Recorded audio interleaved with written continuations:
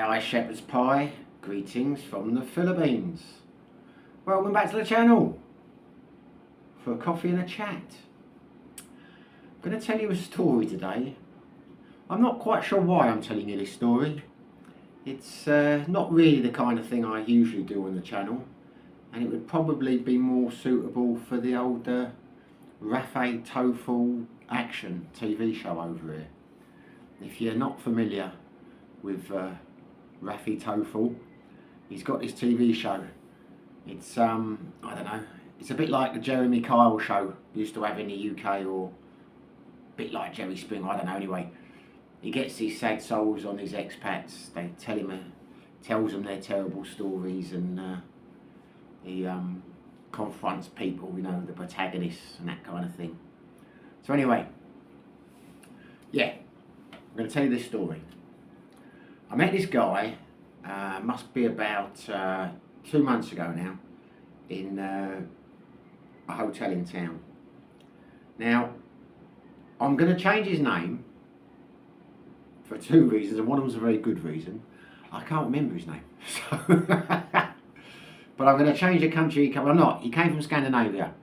I'm not going to be more specific because I don't think it's fair to him really.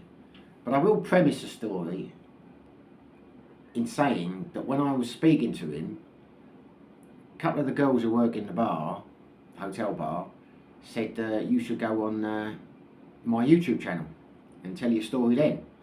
And he was quite happy to, but I didn't want to. I thought no, because he was going to get negative comments and things. I didn't want to, like, you know, embarrass anyone on the channel. So I left it. I just told him I don't do interviews and that anymore on the channel, you know, that kind of thing. Because I don't think it would have been fair on him. And I was going to leave it at that. But over the past few weeks, his story, and it is a very sad story. A very sad story, actually. I thought, well, why not tell it? But as I say, just to avoid him embarrassment, I'm going to call him Bob, should we say, just because I can't remember what his real name was. And we'll say he came from Scandinavia. So anyway, that's enough of the intro. So there is no moral, you know, this is just a sad story. I'm not saying what you will learn out of this or there's any advice. It's just a guy I met who I thought I'd tell you about. So anyway, I'm in the bar one day at the hotel. I was waiting for Ellen. She'd been doing some shopping during the day and she wasn't sure what time she'd finish. So I went into this hotel bar where I often go to this particular place. I'm not going to name it because of him. And I was just killing time waiting. And this guy was sat at the bar. And I said hello to him and we exchanged pleasantries. And I asked him whether he lived in Dumaguete or what he was doing here. And he said he'd come to get his wife back. Now, he had mentioned that he came from Scandinavia, so when I thought he'd said he'd come to get his wife back, I thought he meant, you know, he'd come to get her and take her back to Scandinavia, you know, or something like that. So I said, how long have you been together then? How long have you been married? And he said a couple of years. And then he started complaining about her. And I thought, this is a bit strange.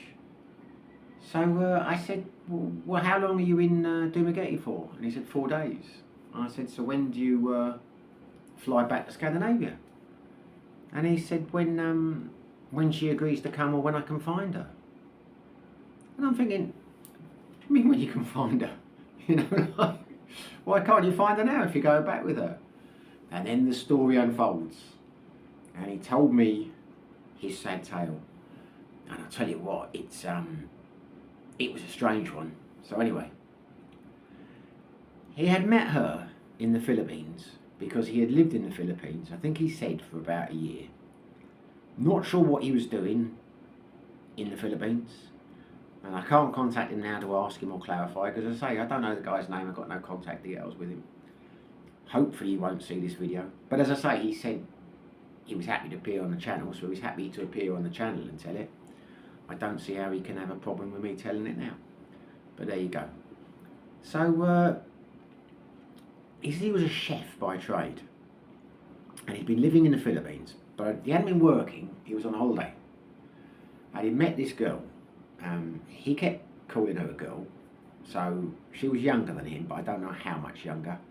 I'd say he was late 50s, early 60s. His English was very good. He'd travelled Asia a lot. He'd spent 10 years in Thailand. He could speak Thai. His Thai was a lot better than mine because we had a brief exchange. And he met her, and things had gone very well, and they were in love, and he was telling me all this about that and that. But every so often, he said she would disappear because he kept saying she was too young, she's too immature, so she would go and he would have to get her back. So I'm like, what do you mean get her back? How do you get her back? And he said, well, she would go home to her parents. So he would go and get her, and he'd tell the parents she'd left, and the parents would tell her to go back with him. So I'm thinking, this is a strange relationship. He said sometimes he'd leave it a couple of days and she'd come back herself, but if she didn't come back and it was a week, he'd go looking for her. So I'm like, okay, seems a bit strange. But anyway, he'd gone back to Scandinavia, almost at the country there, because he had a 14-year-old son in Scandinavia. And the son was with him when I met him, but the son was downstairs in the hotel room. Dad was saying he couldn't get him to come out of the room because he was too busy, playing on his computer games.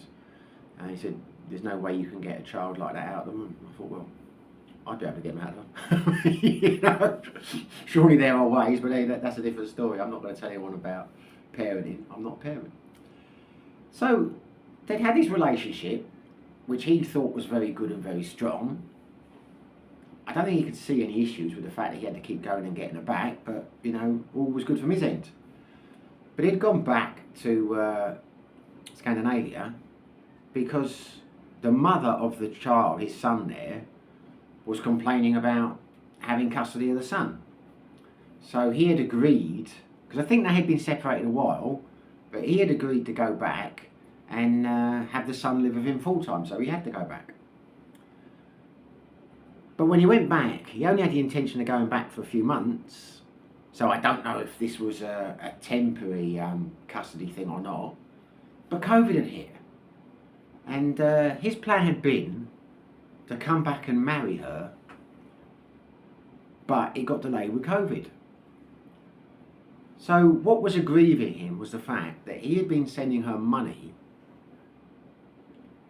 I don't know how much money. I think he said, I think it was quite a lot. I think it was around like the £600 mark, to look after her while he was away.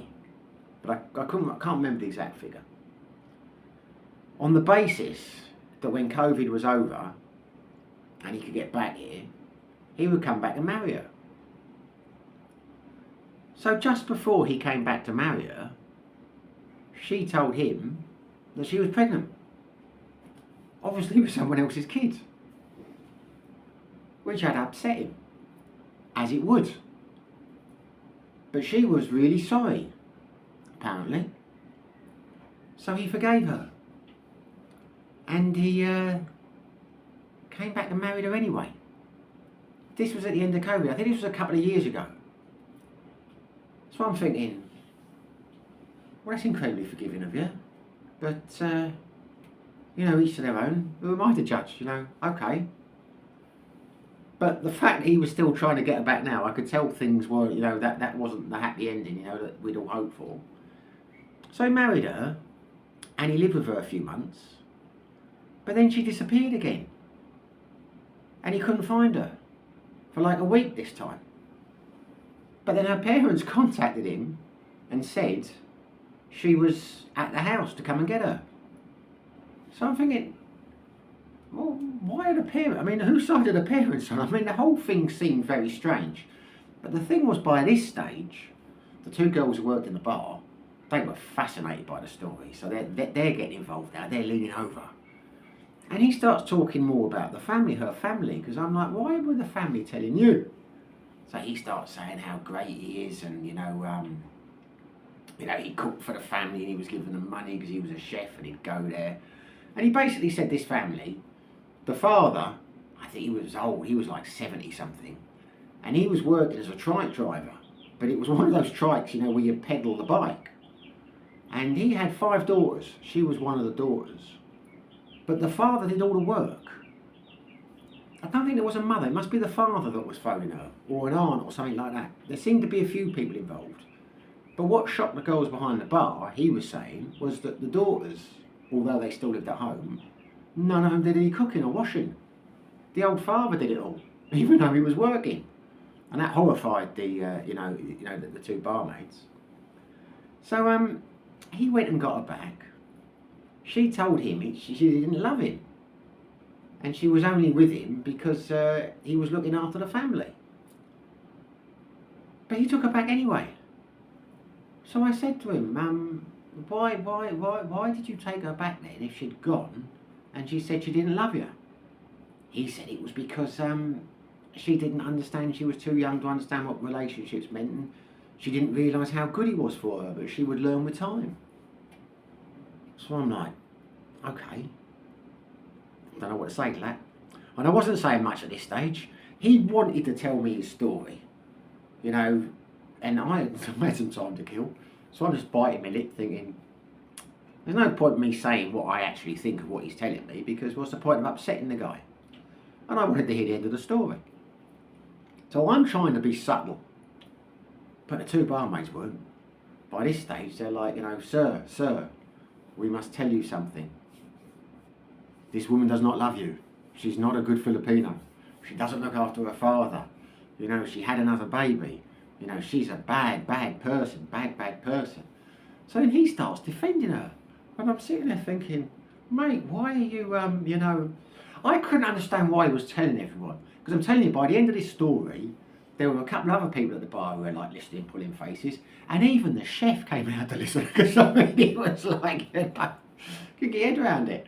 So anyway, he had got her back, but he had to go back to Scandinavia, almost at the country there, to sort out some trouble with his son. Or not some trouble with his son, but there were legal things, and he had custody and, where look after his education and things. So he left her here because he didn't want to bring her back, because he couldn't decide whether to bring his son to live in the Philippines. He didn't want to because he was 14 because of the school, but he didn't want to leave her, but he wasn't sure about bringing her back either, because he'd have to sort visas and things out. So he kind of decided he'd go back, see what the lay of the land was in Scandinavia, and then Bob would probably send for his wife. So he's back there, and he's sending money. So he decides that he's going to send for her, and she'll come back and live with him in Scandinavia. And she's up for that. He's sending the cash over. He thinks she's looking forward to it and all this. So he goes over to see her. I think it was about 6 months after that. He gets to the airport. She's supposed to be meeting him there. She doesn't turn up. So he gets a taxi, goes to the house where they're living, and she's not there, she's gone again. And he's talking to the neighbours, and they tell him they haven't seen her for a month or so, a couple of months.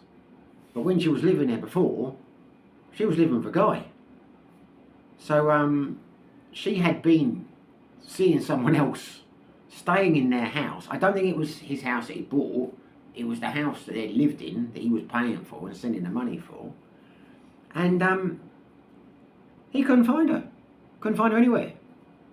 And he couldn't contact the family. You reckon their numbers had changed. And he was only here for like a week or 2 weeks. So he went back to Scandinavia without her. And he stopped paying the money.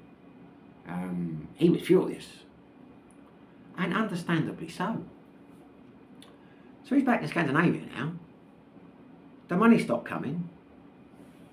She contacts him and tells him that she needs the money. And he's like, well, who's this guy that you've been living with?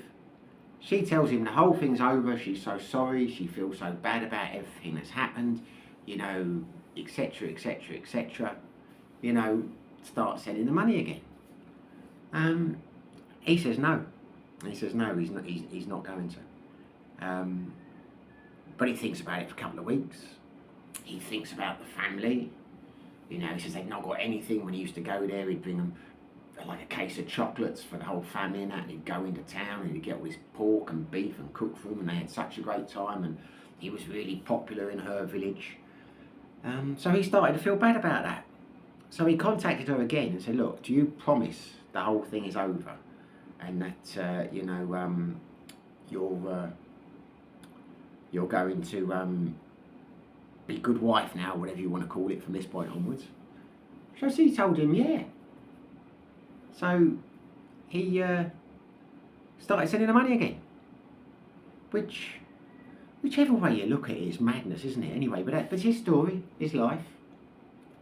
So he comes back to see her. This was 3 months ago, after we'd started paying the money again. He comes back, she's in the place, but she's left the day before he got there, because he wasn't meeting him at the airport this time. So he phones the father up and contacts the father and says, where is she? And he says she's back here now. He thought she knew. So he goes to the village again, where the family live, looking for her. And she's not there, she's gone. So he stayed with the family a couple of days. And he said, they're saying, oh, etc, etc, etc, she loves you and all this kind of stuff or whatever. But then on the third day she comes back and she's pregnant again. She's got another baby.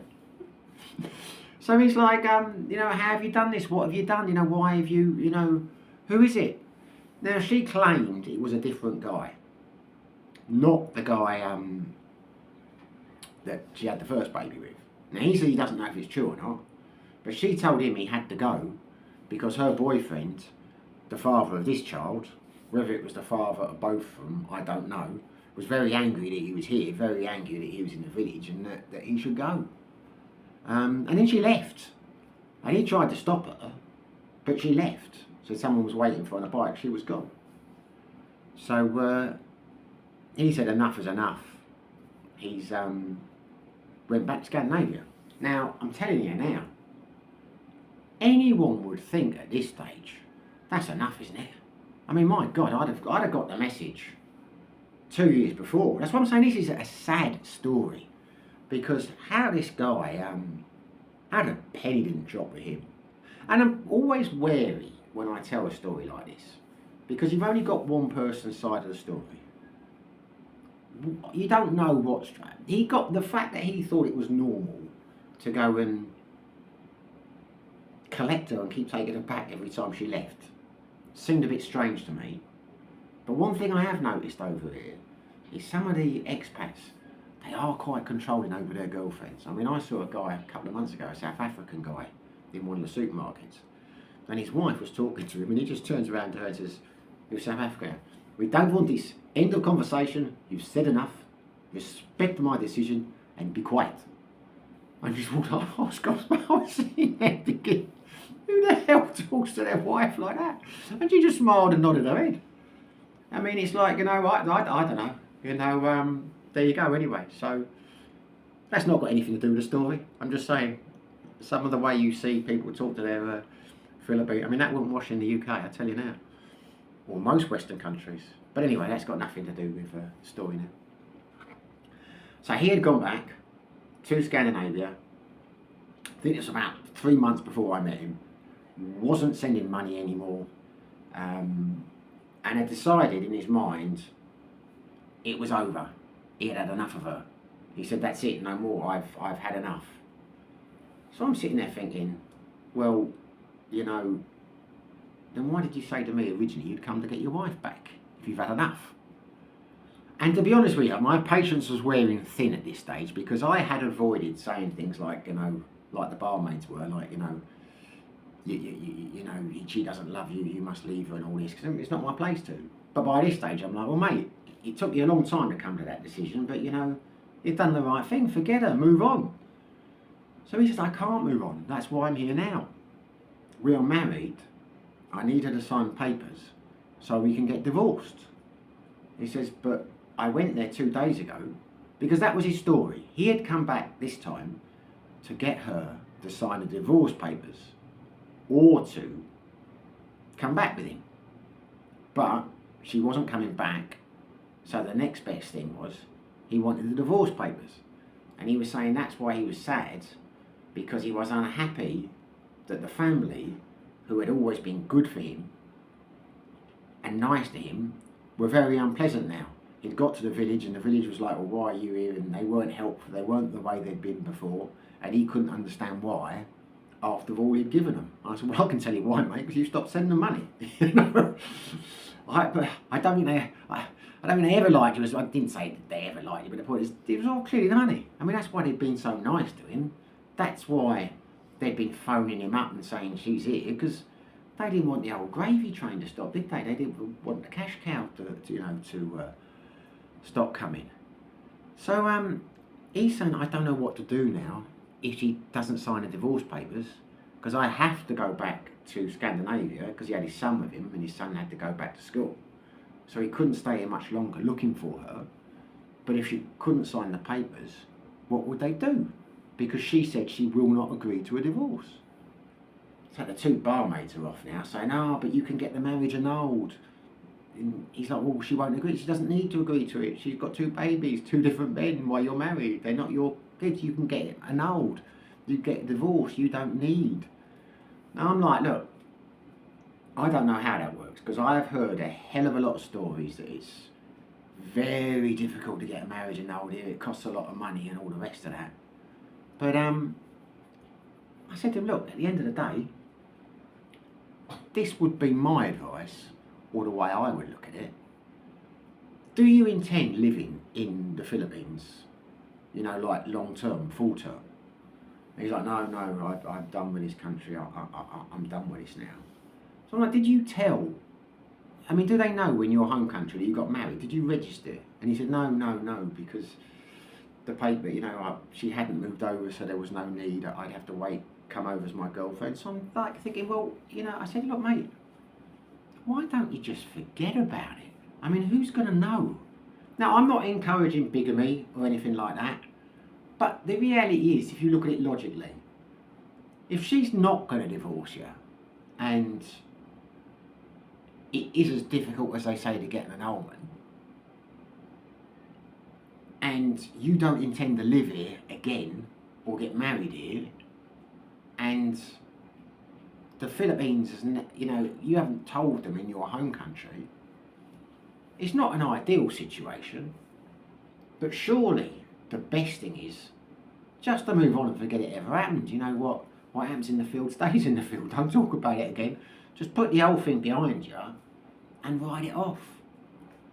But you could tell he did not want to hear that.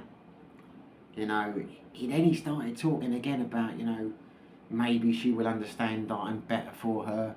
And, I don't know. By that stage I was done. And thankfully I got a call from Mel and a text. It was time to go and pick her up. So that was the end of our conversation.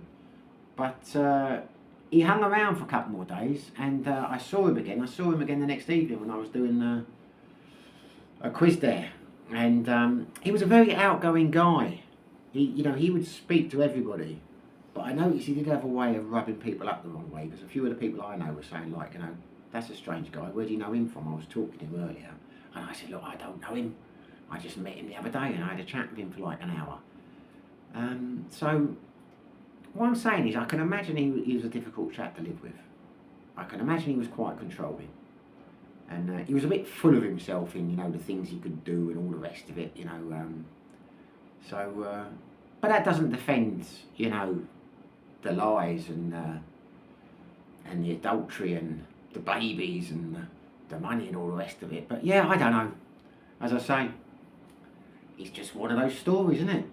You meet someone like that and you just, my jaw was nearly dropping to the floor. But it was what was amazing was how animated the girls behind the bar were. Because, you often think in countries like this, they'll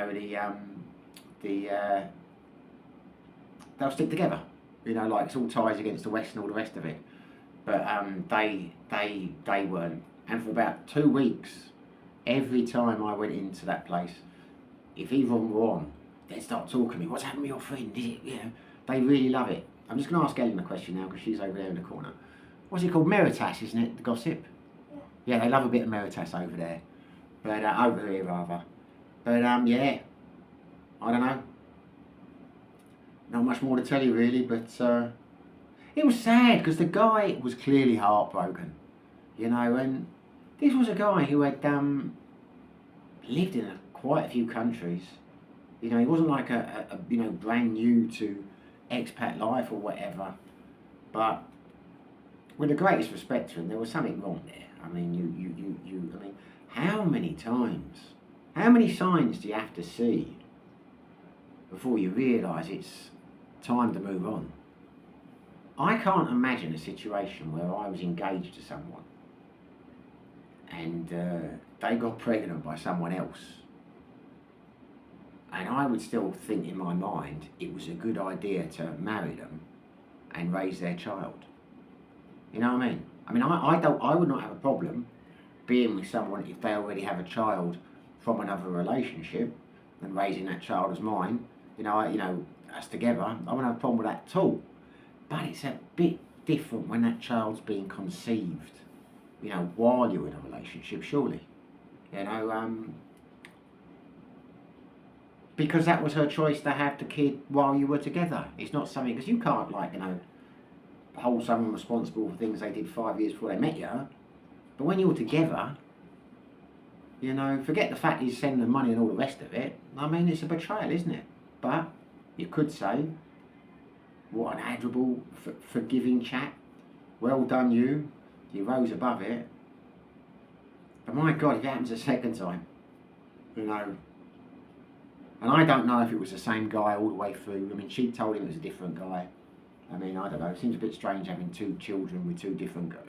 You know, I would guess, suspect, but I've got nothing to say it's true or not. It's the same guy all along. He's probably been with her the whole time. But, just had a little... Well, I'm back. Had a little technical difficulty there. The old memory run out. I had to delete some files.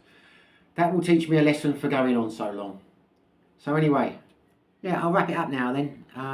You don't really want to hear my conclusions on his story because what does it matter what I think? I'll be very interested to know what you think though. You know, whack it in the old comments because, you know, you hear a lot of stories about people in Asia, expats being, you know, deceived by their girlfriends or finding out this, or they turn on them and people lose houses. You know, you hear those kind of stories, but you don't hear many stories where they've been so blatant, you know, when they've, you know, adultery after adultery, running off all the time. And the idea that he goes and gets her again. You know, I don't think, I mean, I have to put my thinking cap on, I don't think I've ever heard a story like that in the flesh from someone. And someone who couldn't really register in his mind how off the wall what he was saying was. Because it blew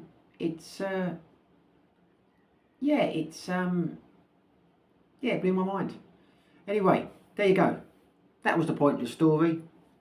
Hopefully you enjoyed it. If you did, there's a like button. If you subscribe to the channel, it would make me very happy.